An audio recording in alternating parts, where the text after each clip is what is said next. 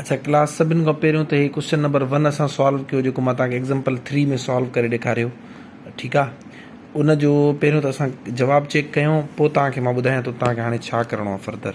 हाणे 4.1 जो पहिरियों, ठीकु आहे, तव्हां बि ईअं जवाबु चेक कंदा कयो जीअं तव्हांखे कंफर्मेशन थी वञे। मुंहिंजे आसिरे ते रहण जे बजाए तव्हां पेपर मां ई या किताब मां ई चेक करे वठंदा कयो।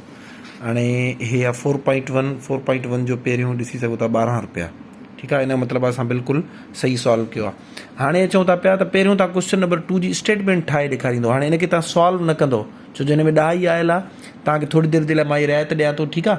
तव्हां सिर्फ़ु हिन टाइप जो तव्हां जीअं हे स्टेटमेंट ठाही आहे ईअं लिखी करे ऐं तीर जो निशान हेठि या मथे सिर्फ़ु स्टेटमेंट ठाहे करे ॾेखारींदो।